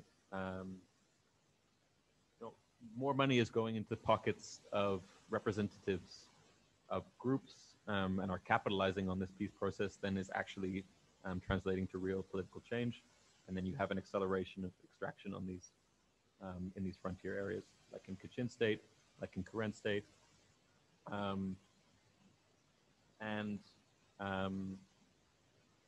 My fear is that the ceasefires and a lot of the investment money now, for example, in Karen State, large international financial institutions like the World Bank, the ADB, they're funding large projects, giving large loans to lots of people in these areas. And this is I guess it's like a liberal peace building agenda. This idea that the development will bring peace. And, in the short term, development has not brought peace. In the long term, I don't know what this means for local people, but based on past experiences, such as Kachin case you described, I think we can say the same for Karen. A lot of people would disagree with me, but yeah. Another question from the room from Adia. Yes. No. Okay. Thank you. I love your photos. So I would like to ask about your photos and how you use it in your research, because you talk about participation in the process, and how has that helped, or maybe share a bit of stories of how you use photograph in your time being there. Yeah. Thank you for the much lighter political question than the other political questions. It's nice and refreshing to talk about, mixed methods, or because it's actually something I'm really interested in. Photos. I mean, so all the photographs in the presentation were mine, except the drawings, which were done by a low-ranking administrator in the KNU in Mutra. So he was actually quite a young person who drew these drawings. I'm going to show you them after the presentation, but they're amazing. They're these drawings of the Mutra Hpapun Hills with visions of what he sees as the future. So there's like these new towers emerging, but also this river flowing through. So I guess this answers part of the questions earlier. It's this kind of vision of an ecological but developed future for the area. And I saw these drawings, and I was instantly fascinated by them. So those kind of things, picking up other visual materials, that's really important. In terms of photos, I initially tried not to take too many pictures with my different interlocutors in my field site because I thought that it would place a distance between me and them. I initially just wanted to live quite regular day-to-day life and not have this kind of I'm an outside observer. I'm constantly taking pictures. I didn't want that to get in between us. But at large events, I would take pictures because many other people would take pictures. And then as I became closer with certain people, then I would, take more pictures. Or on trips outside of my immediate research area, the people that I wasn't forming more long-term bonds with, I took more photos. In terms of the implication of this for methodology, I think, ethnographically, it's really useful for me to have visual material to look back on and remind me of certain things. But just to start with, it's really useful. If I don't take enough field notes, then I can look back at visual material and it reminds me of things. But also, it's visual material is really important to get a response from people. You can sit through, a lengthy academic presentation like I just gave, and it's conceptual and maybe hard to understand and often doesn't make any sense. Or someone reads, how many people read academic books? I know we're all here in academia or doing masters or doing degrees. Not many people. It's a quite closed circle. So I think there's an importance to reach out to other ways of telling stories, and photos can be one of those things. We need to find other ways of telling stories, engaging people, right? But otherwise, we can have these discussions, but they don't really lead to that much unless we transfer them to policy or to a variety of different other things. So yeah, I think photos and video are really effective mediums to do that. Thank you. Jason. Thank you for your presentations. I would like to ask about what is your role on the science study in that current here? That's how you play your own role to be a researcher or other kind of to go into the deep informations. So you're asking about my own personal journey. Yeah, and also from the community or the current people, how they look at you, who you are. So I was interested in environmental anthropology originally. So I was focused on different issues of land conflicts. That was initially kind of my broad interest. So how infrastructure, different other political issues would lead to large social change and environmental change. That was how I started looking at upland people, different upland people, largely in Southeast Asia. And then I did work in Nepal with groups of people there. And I'd spent time in Southeast Asia and then spent time reading about Myanmar generally, and found out about the incredibly complex land issues in Myanmar more generally, not just in Karen, but throughout the whole country, not just for ethnic peoples in the highlands, but also for Burma people. There's the land issue is incredibly important in Burma. So this was something that I became interested in first. And then I had a professor who was doing work on Karen. So I started reading about Karen. I started reading about Myanmar. And then I went down this rabbit hole of looking at land issues. And then I just never stopped. This was maybe 6 years ago. And then I had looked at different Karen conservation groups, environmentalist groups, and also looked at development projects in Karen state. So the Hatji Dam, the large hydropower dam, I was really interested in that as being a site of conflict, contestation, and through that I got in contact with various people, and then that led me to my field site eventually, after a long period of time, many years, basically. How local people view me is Funny question. I mean, I think being an anthropologist is problematic, right? You're an outsider. You're coming in. I mean, one friend said to me, anthropologists judge people. This is what anthropologists do. And this would be, you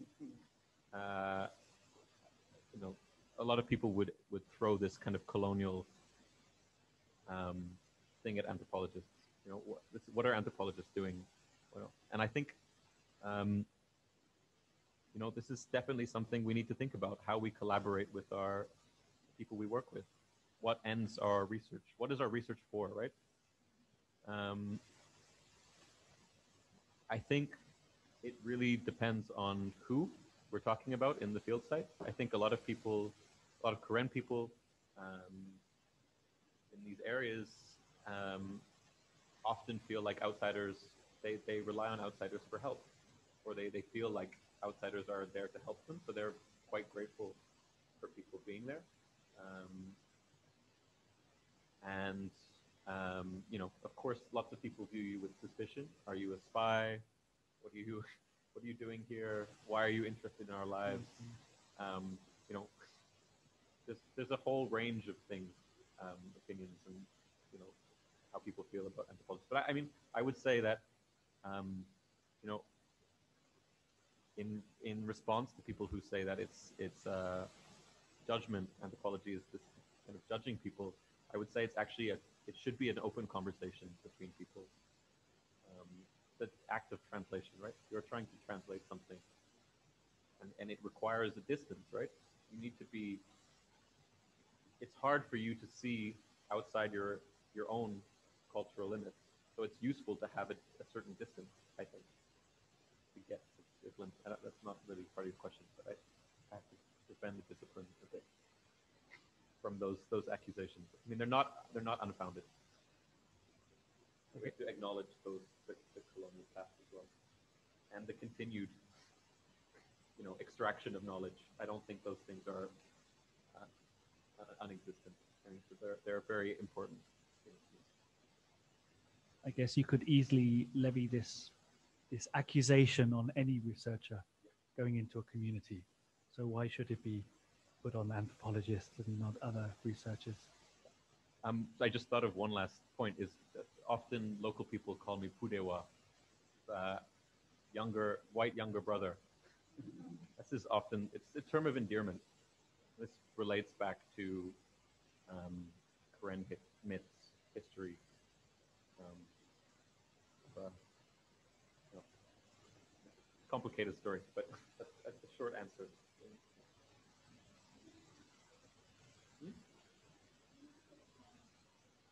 A little bit. I'm still learning. That's obviously a methodological issue. The question was if he spoke the language, just for those who are online and wondering. We have, having had a short question with a long answer, let's see now, we have a long question. So let's find out if we get a short answer. This is Ajahn Mukdawan is back. Thank you very much again. She says, sorry for this rather long question. In the context of haze in northern Thailand, the ethnic Karen villagers are blamed alongside other uplanders for being part of this ecological crisis due to their upland farming. Government officials and the general public alike increasingly demand that the highland farmers stop burning. For the Karen, this means stop doing the crucial part of their rotational cultivation. In other words, giving up their value of practicing subsistence. How are you comparing this to the VFB land law in the case of Myanmar and the potential implications on the Molupala? So it's not going to be a short answer. Very interesting question. I mean, I'm assuming here that you're saying that they're being blamed, but they're not responsible, because it's not clear in the question. I mean, I would say that I have limited knowledge about haze, causes of haze, but I would say that you know, Karen subsistence agriculture is not the primary driver for the large amounts of haze that we see in Thailand. And I think a lot of people, it's not my area of expertise, but a lot of people have done research on this amongst the Karen and other ethnic groups in northern Thailand. And, you know, this forest guardians and forest destroyers kind of narrative that we see with Karen has, you know, been demystified to some extent. You know, there's large other corporate drivers to haze in Thailand that we should pay attention to. I haven't compared this to the VFV land law, but you know, I don't know how the VFV land law and haze could be brought together. I mean, the VFV land law assumes, in my mind, that the land is being unused, right? It's virgin, vacant, virgin, fallow, or vacant. So it's saying that we can essentially remove anyone or reappropriate, repossess the land that these people live on. So I don't quite see the parallels, but there's an interesting, perhaps something interesting to look into in terms of you know, blame. Maybe unproductive land use could be the connection in the eyes of others, anyway. I think in a moment we are going to draw to a close. One question I thought would be nice to finish the session, because obviously those of us who are here in this room, we're various master students who will soon, at some point in the near future, be embarking on their own research. And I think it's been very important to hear about your methodology, about the continuing importance of participant observation. Perhaps as a last thing, you could either give some comment on or share some experiences where this process or this methodological process, how have you managed to acquire information or learn about land? Maybe reducing down and thinking in terms of land. How have you used this kind of methodology to learn about land in your community area? Okay. Yeah, so I think kind of when we think about participant observation, just doing basic things like going to the fields, interacting with people, or watching various different rituals, asking people the same questions, lots of different people the same questions. Why are you doing this? What are you doing? You know, this kind of box pops, we call them, like asking the same question to many, many different people and seeing what the response is. This is something, it's just getting a sense of the pace of everyday life where things, you know, often you're there and you think nothing is happening, or, you know, it seems like, you know, the same thing is happening over and over again, and you're like, well, there's not much significant is happening, but actually over a long period of time, patterns emerge. So when we're thinking about land, you know, things like a cultivation cycle, all of a sudden you'll see the seasons change and you'll see certain cultural practices emerge that coincide with these things, that come together with these things. So that's extremely relevant. And I just think it's really like a long-term attentiveness to the small details of everyday life, which, you know, as I said, land is a social relationship. You know, how people work and produce on land, how they react to things, the different things they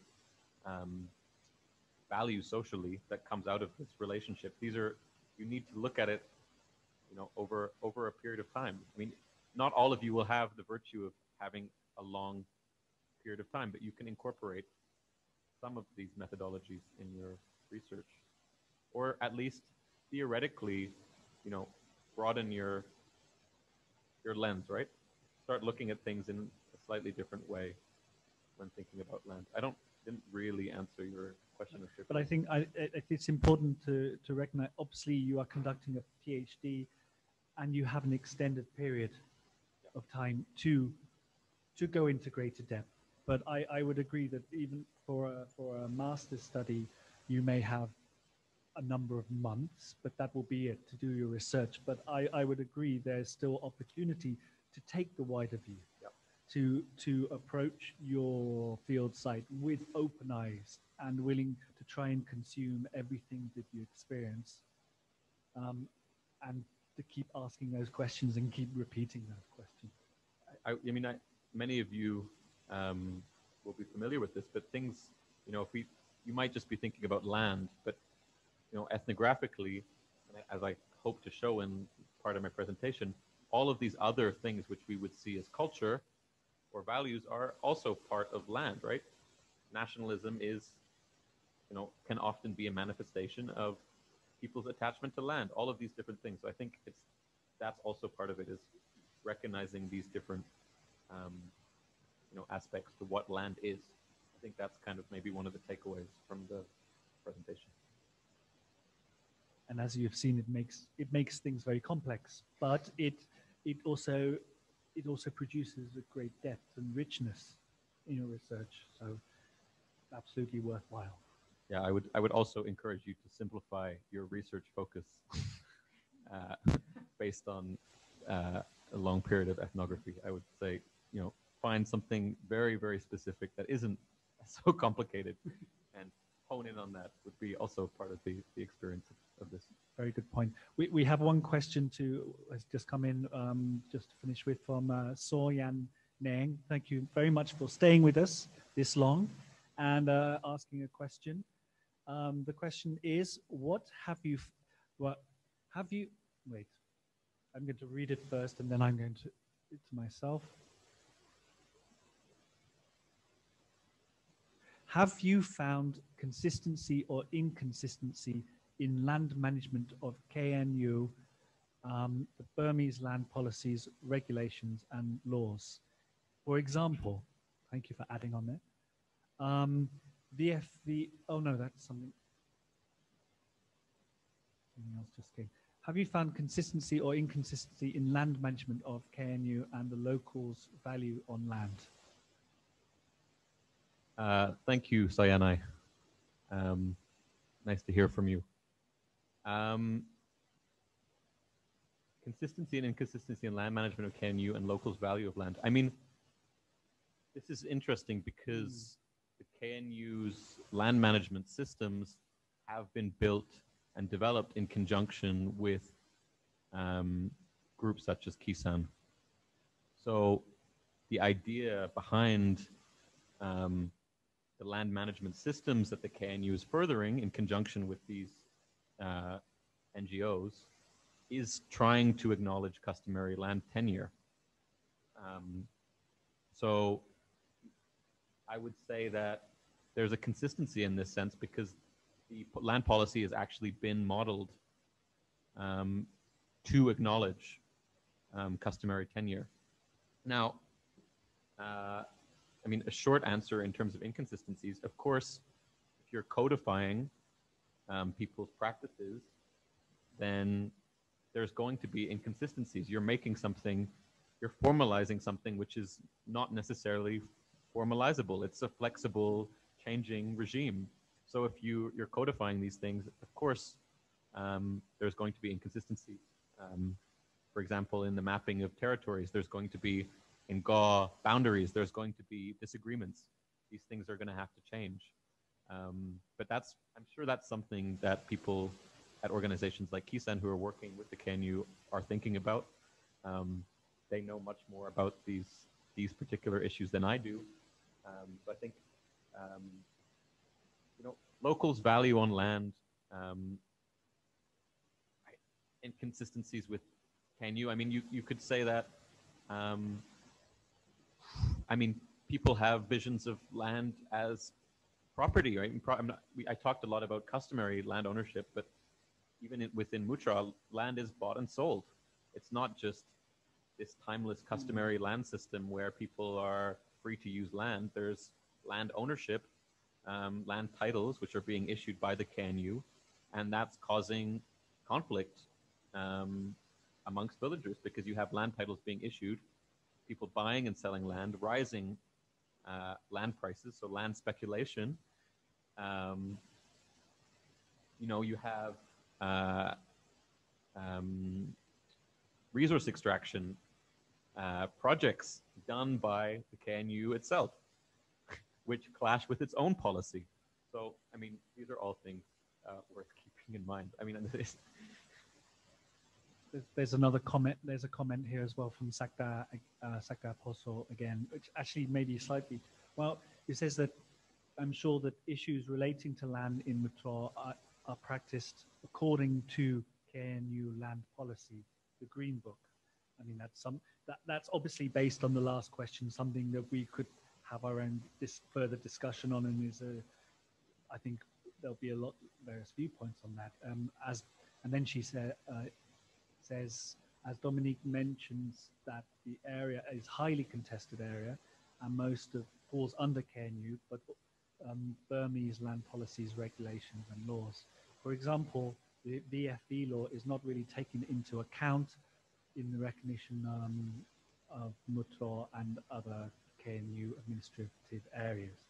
I mean, we're coming back to this whole notion of contestation and the challenges around it, which is, yeah, I don't know if it's the appropriate place to finish, but it's certainly an apt place to finish, to remind ourselves that these things, there is different levels of contestation and it's all operating as a moving target, I guess you could say. Any final comment you want to make on that, or otherwise? I think I'm happy with that. You're happy, okay. But yeah, I mean, I guess I would say, you know, I didn't have time to go into some of the in-depth ethnographic examples, and if any of you want to discuss that further privately, I'm happy to do so, because that might help you gain a better understanding as to why a lot of the theoretical things I was advancing to do with value are more relevant. Value and land are relevant. So if any of you want to discuss those more, I'm happy to do so. And thank you. So I think we will wrap it up there. Yeah, for all people online, thank you so much for attending. For those who are still there, thank you for staying with us all this time, because we went 40 minutes further. But I think it was very much worthwhile. There's some very interesting and stimulating questions there. And as Dominique has mentioned, there's a very broad platform of many different things going on, which frankly, I look forward to you coming to teach a course module on this at CMU, which will probably still just scratch the surface. So thank you everyone online. If any other questions come up, I guess this post from the video will still exist on Facebook. And so please add a question online to that post, and we can always address them through Facebook. We'll keep an eye open, and we can kind of come back to it. As I mentioned, we will be making this available online, the recording of this session, and also the presentation. And so to finish off, just like to say thank you everyone, and most of all, thank you Dominique for this really stimulating presentation and discussion today. Thank you, Dominique. Thank you. Thanks for having me. Thank you everybody. Thank you for attending. Bye now.